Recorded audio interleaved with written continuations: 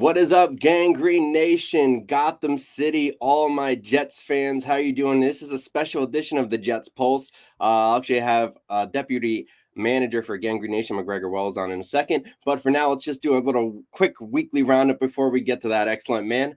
As most Jet fans know, today's open practice was canceled. It's rescheduled for August 20th, which is the day before the Giants joint practice on the 21st. Still no Haason Reddick. Don't know when that's happening. Hopefully it's sooner than later. But teammates have been praising his potential backup and Will McDonald. But the coaching staff seems a little bit more unsure of him. And of course, we've been seeing the emergence of Jamien Sherwood. He's a player I really wanted to keep eyes on. I've been a little critical on his pass coverage ability so far in his short career. Great run stopper, but he's had to show that pass coverage. And so far, he's been doing pretty well in training camp. It'll be interesting to see how that goes forward with the Washington Commanders game and joint practices coming up. And then, last but not least, how can we not address the Tippmann snap issues again? It's getting a little kind of crazy.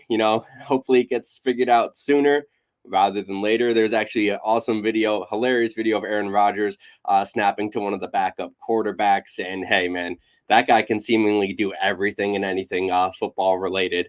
So it's exciting to see that and very funny to see that as well. But I want to get to my most anticipated part of this episode, and that's actually speaking to MacGregor Wells. He's the deputy manager for GangGreenNation. He's written there for over 10 years, starting back in 2012, and he's really saved my skin a lot more times than not for our flight connection. So I'm going to bring MacGregor in right now. And hey, man, how are you doing today? Thank you so much for doing this for me. Oh, it's my pleasure. I'm happy to be here. Happy to talk to Jets anytime. Of course. And for those who don't know, you can get MacGregor Wells on GangGreenNation. Great person to follow up on. He's been doing it for years, a real staple in the Jets community there. So MacGregor, I wanted your thoughts on training camp so far. I'm not sure if you've been to any of the open practices, but I wanted to know your thoughts on what you've seen, at least through clips or readings or anything like that.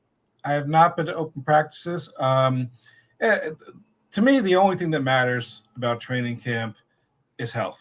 Everything else is just, who knows? These reports come out, they're coming out, different people have different perspectives. And, most of the people that they talk about aren't going to be playing big roles in the team anyway. The really thing that strikes me right now is everybody seems to be relatively healthy. There's a few people nicked up, but nobody's out for the year. Nobody's out for 6 weeks or anything. So to me, that's the big news. Everybody seems to be relatively healthy. We look like we go into the season full health. I mean, you've got a lot of really devastating injuries around the league already, and nothing for the Jets. So that's a really good thing. Yeah, absolutely. I know Michael Carter's gotten a little nicked up, but thankfully that is, something that's not going to be a huge issue for him going forward. Allen Lazard's got nicked up as well, and Xavier Gibson's going to be out. But I think that kind of I don't mind the Gibson injury as much per se, because that Jets depth, that wide receiver, kind of has to prove themselves. In some case, somebody else has to step up with Mike Williams on the sideline. And other than Garrett Wilson.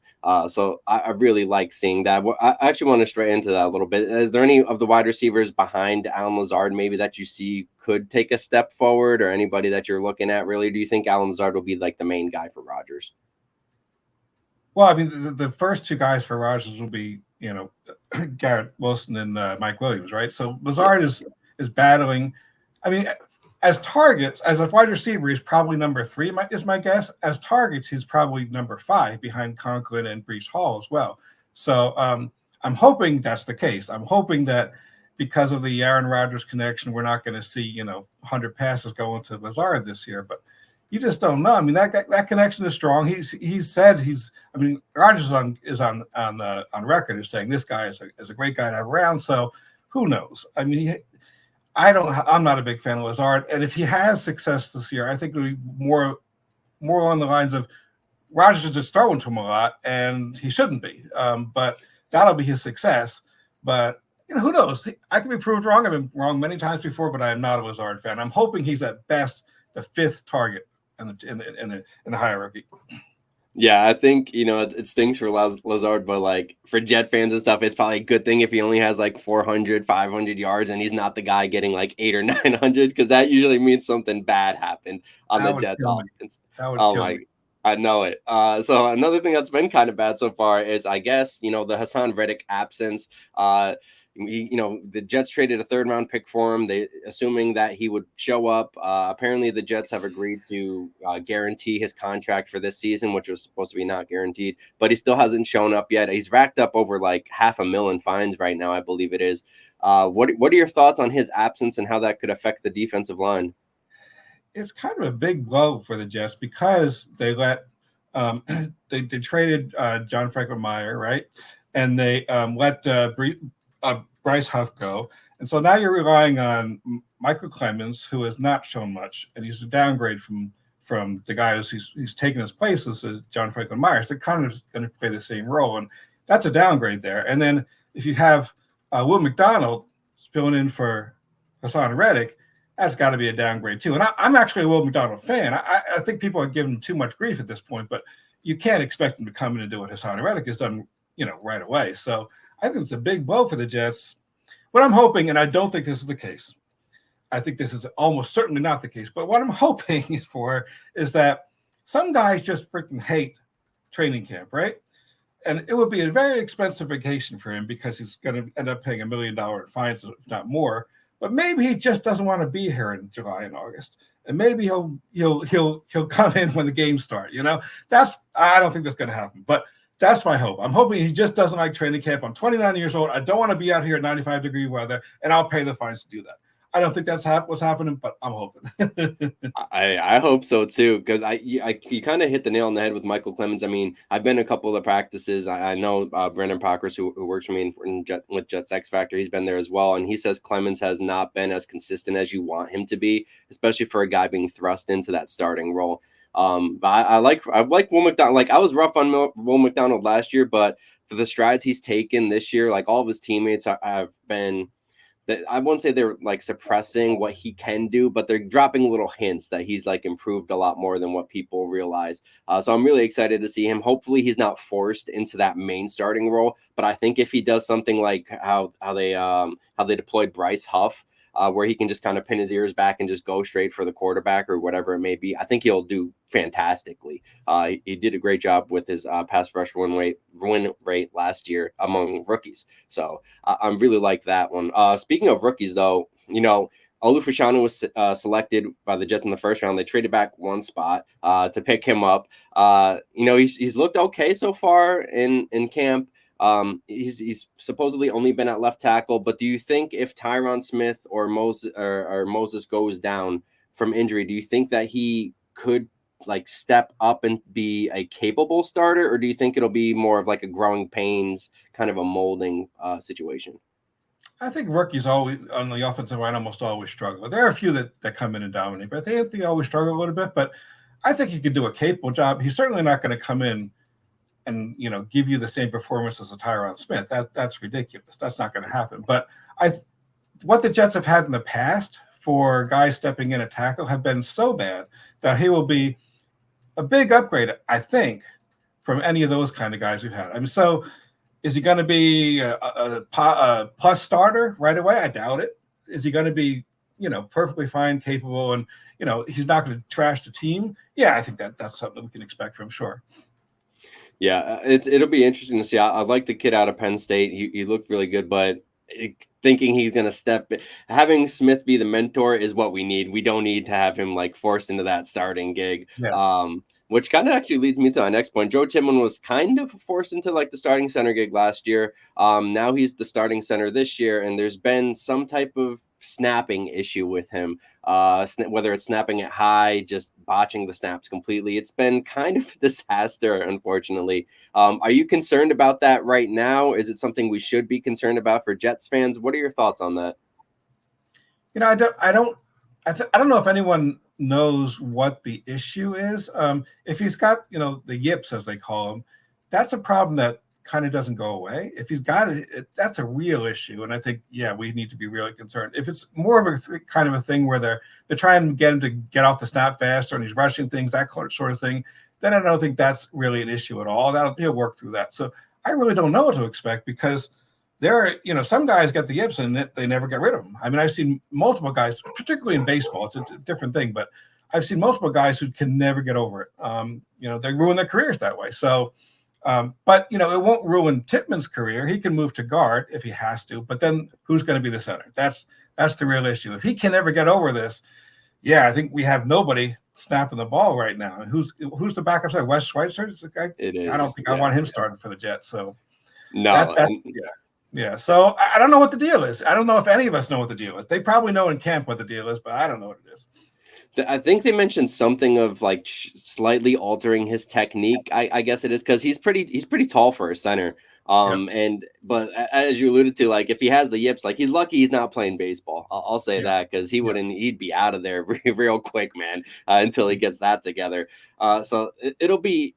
It's very interesting. Do you think the Jets should like look for someone like maybe bring in Connor McGovern or maybe look at that Williams kid that played for Miami last season? I know he's recovering from ACL or anything, but just any remnants of a center that could at least bring competition to the position.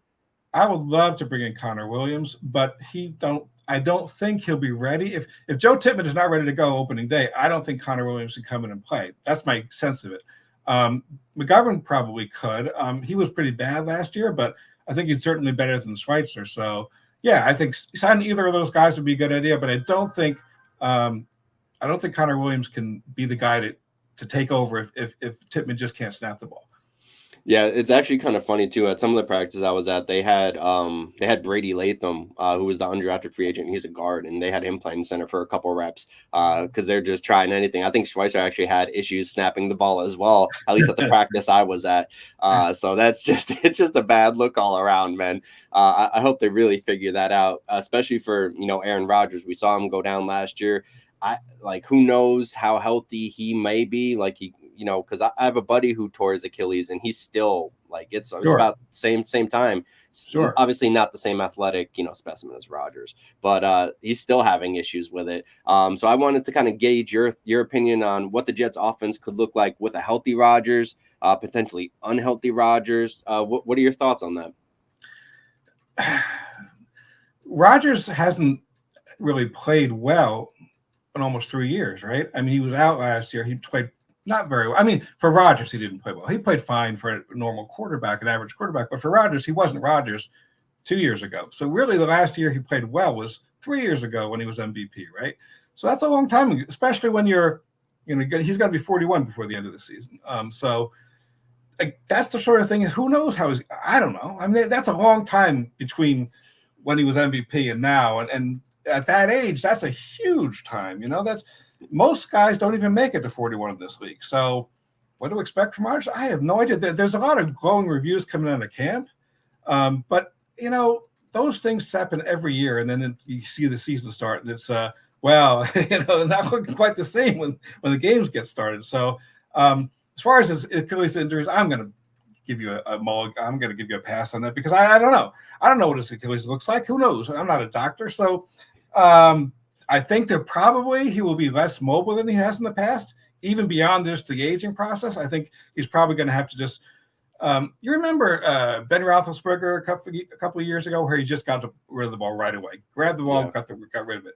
He may have to do more of that, I think, Rodgers, because I don't think he can escape the pass rush as well as he used to be a very mobile quarterback. I'm not so sure he will be anymore, but I just don't know what I don't think he's going to be a huge upgrade no matter what. Because Jets quarterbacks have been so bad for so long, he will be better than anything we've seen in a long time.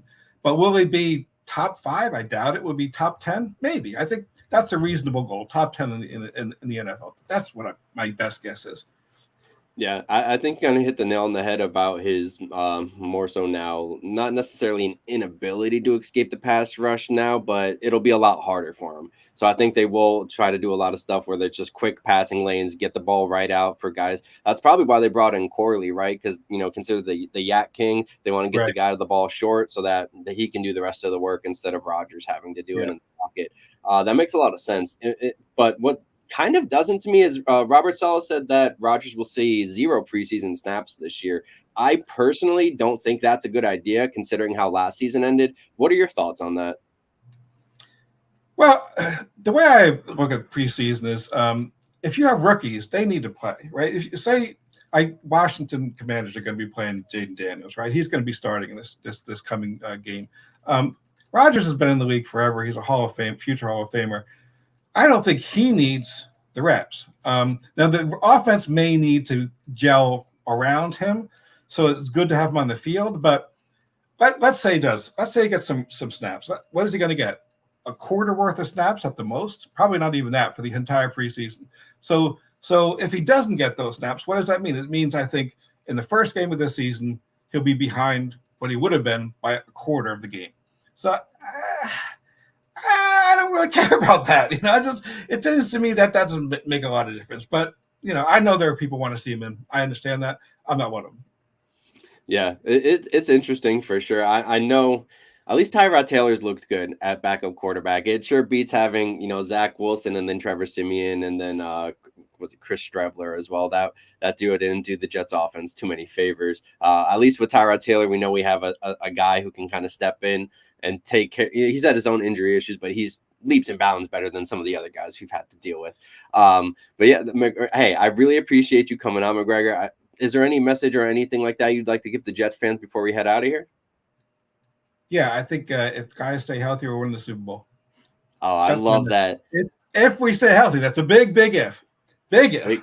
Big if, but hey, anything's possible, right? JETS, baby. Let's go. Yep. MacGregor, I really appreciate you coming on the show. You've really saved my skin a bunch of times with GGN, taking care of some of the flight connections for me. Make sure you guys check out GangGreenNation. He's the deputy manager there. He's been a staple in the community there forever. I really appreciate him having on the show, and thank you again, man. Thank you so much for having me. It's been a pleasure.